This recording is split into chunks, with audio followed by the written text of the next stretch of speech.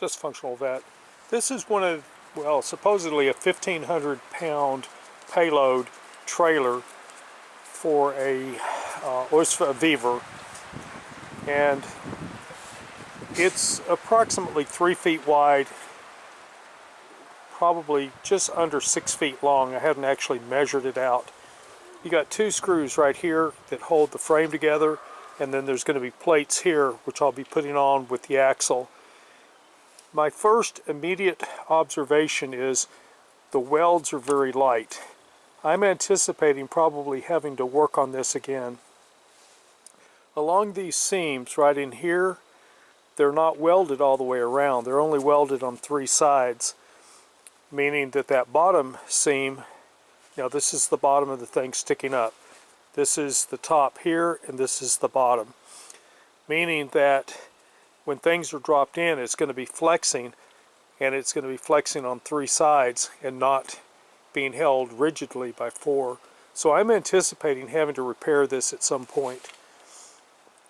This was, I believe, $219, thereabouts, and I could get the same thing from Tractor Supply for a whole lot more money, but not any better quality. Putting the plate on, which is going to hold the axle, you got a bolt here and here, there and there. When you put these on, try to tension them evenly so that you don't distort the plate. I don't know that it's going to affect the axle much, but the cage is on the outside, and you can't pull up tight flush the plate to the frame, so just be aware of that. It goes on fairly quick. The use of a brick that you see here, got it off the ground where I could get my hand underneath it.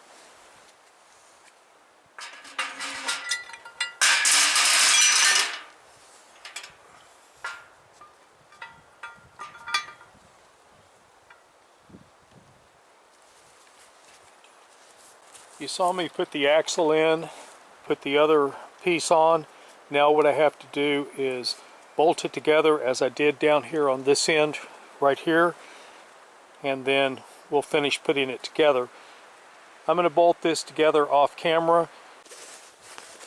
This is the tongue, and up here this is the release mechanism.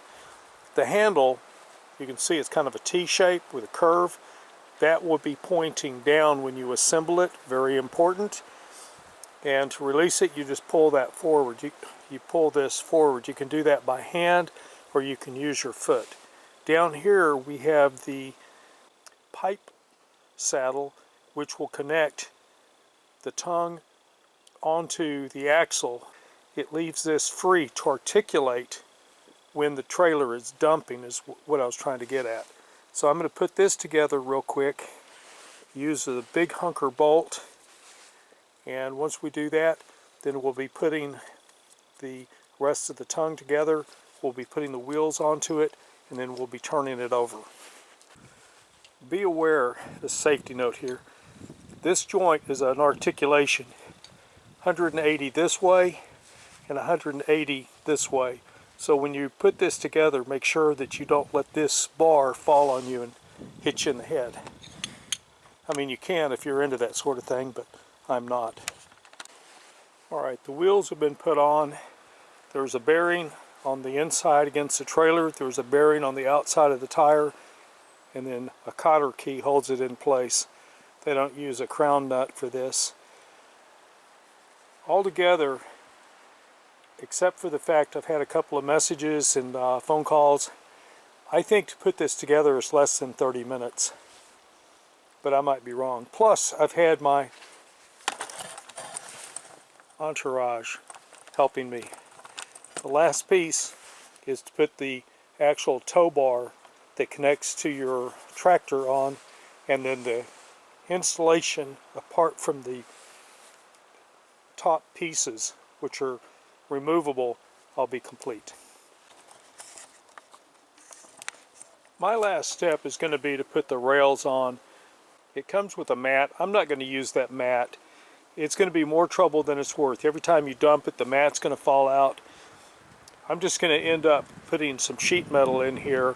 I'm not sure exactly what I'm going to use, whether I'm going to use flashing or whether I'm going to use something heavier.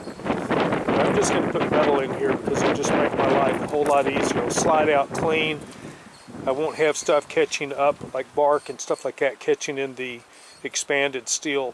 But what I want to talk to you about, there's a hole here and there's not one on this end.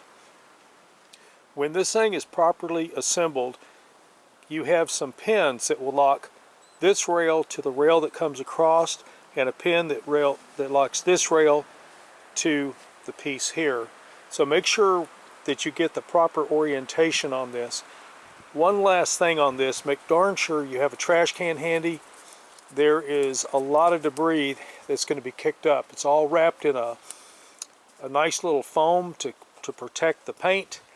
And with the Zephyr that I have going on here, if I wasn't putting it straight into the trash, I'd be chasing this foam for the next 30 years. Here's the trailer complete. If you notice, right here are some pins that lock the front section together. There are pins for the back, but this is a dump trailer. It was bought for a dump trailer, and rather than pin and unpin this all the time, I can come back here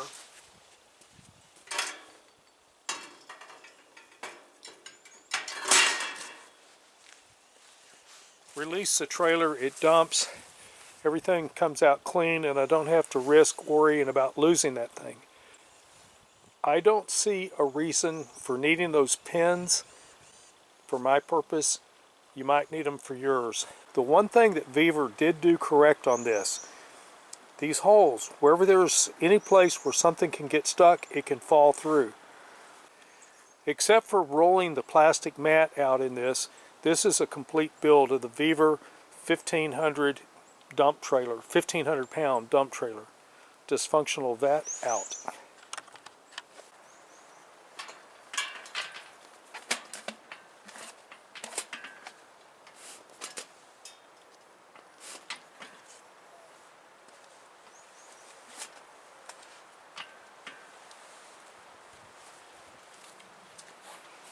That's what it looks like with the mat.